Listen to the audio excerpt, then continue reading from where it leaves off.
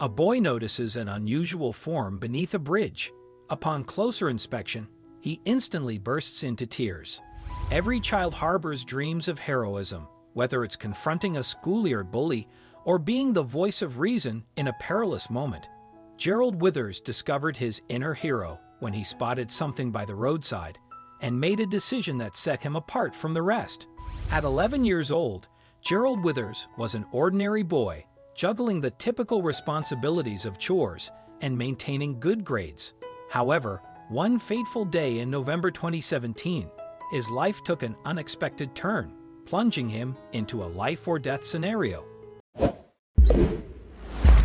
Residing in the tranquil town of Festus, Missouri, where events seldom made headlines, Gerald had no inkling that he would soon face such a situation. His concerns revolved more around the outcome of the upcoming Green Bay Packers game than anything else. Little did he know that his life was on the brink of transformation. As Gerald rode the bus home from school, he gazed out of the window, observing the world passing by. The bus was approaching a nearby bridge when something in the vicinity caught his attention. Intrigued, he pressed his face against the window, eager for a closer look. Gerald saw that the guardrail looked as though something had driven straight through it. It was bent at a 90-degree angle. He figured whatever had happened, it had some serious force. Why else would the guardrail be bent so severely? As the bridge drew closer, Gerald saw what looked like scraps of metal and machinery scattered near the side of the road. He saw some kind of shape lying in a field. It looked like a deer or maybe some sort of animal. Gerald sprang up from his seat, heart racing. Something was definitely wrong. He sprinted up the aisle and told the bus driver what he'd seen, but it was no use. The driver thought Gerald was exaggerating.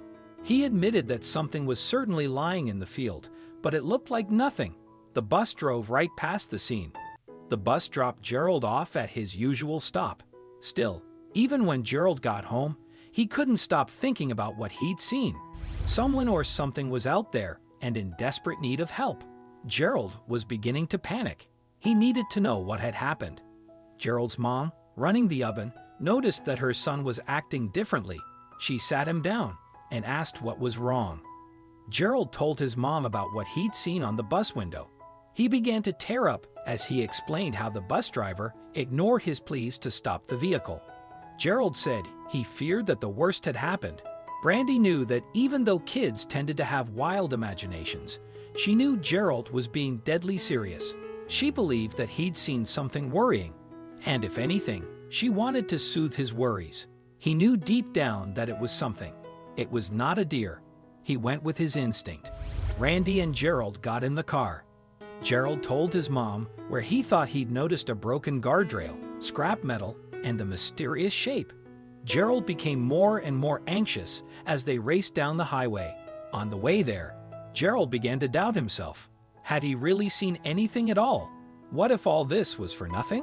He didn't even know if he would be able to point out any of the strange things he'd seen. Then Gerald saw the broken guardrail nearing in the distance. He was right. Brandy and Gerald parked the car and hopped out onto the road, where they examined the bent guardrail. That's when Gerald once again saw something far away in a ditch. Brandy and her son hiked down a steep roadside toward the field. That's when the two of them stumbled upon something that chilled them to their bones. The scattered remains of a destroyed motorcycle spread along the road in every direction. The rank bike, the broken guardrail. Brandy and Gerald knew there was just one more part of the equation, but they were afraid to find out just how bad it was. Suddenly, without warning, Gerald turned on his heel and sprinted away. Brandy called after him. She noticed he was heading toward the ditch. Brandy sprinted after her son, who was making a beeline for the ditch. Soon she realized why. As they approached, Brandy saw the shape of a motionless body. Brandy didn't want her son to be scarred by the sight of a gruesome accident. She thought about shielding him from the cyclist who was wearing a helmet but didn't appear to be moving. Gerald, however, sprang into action. Gerald tried not to be fazed by the terrible accident that lay before him. He knew what he had to do. Gerald grabbed his mom's phone and immediately dialed 911. When the paramedics got to the scene of the crash, Gerald and Brandy were relieved to find out that the motorcyclist was still alive. However, he was barely breathing. They managed to identify the motorcyclist as a man named Billy McMahon. The ambulance rushed him to the hospital in an effort to save his life. All Gerald and Brandy could do was wait. Gerald's grandfather, Bob, happened to be an avid biker himself.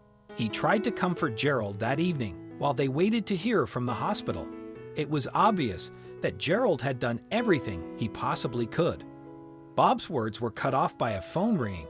The hospital told Gerald that Billy was going to make it. They said he would hopefully make a full recovery. Gerald was also told that without his determination and actions, Billy would have been dead for a number of reasons. When Gerald's school bus had first driven past the fallen biker, he'd been lying in the ditch for hours on end. If Gerald and his mom hadn't gone back to investigate the situation, Billy would have frozen to death overnight. Luckily, Gerald had gone to him in time. He could have died, and that he's alive right now is really good. With this in mind, the community rallied to express their gratitude to Gerald for his decisive actions. They joined forces to plan a surprise for him that would serve as a token of their appreciation. Festus hailed the 11-year-old as a local hero, recognizing his selfless act. An anonymous individual named Rob Bays even gifted Gerald tickets to a St. Louis Cardinals game. While Gerald's actions were driven by compassion, he couldn't help but be elated by the kindness demonstrated by his town. Remarkably, Gerald's story continued to gain traction and eventually reached Wisconsin, making its way to the Green Bay Packers headquarters. The football team, wanting to acknowledge their courageous fans, sent Gerald an autographed photo of Aaron Rodgers, their star quarterback, along with a generous package of official Packers merchandise. Yet, for Gerald, the most meaningful reward lay elsewhere. His most significant achievement was knowing that he had rescued someone in dire need. Despite his young age, he recognized that his bravery and valor had a profound impact on another person's life.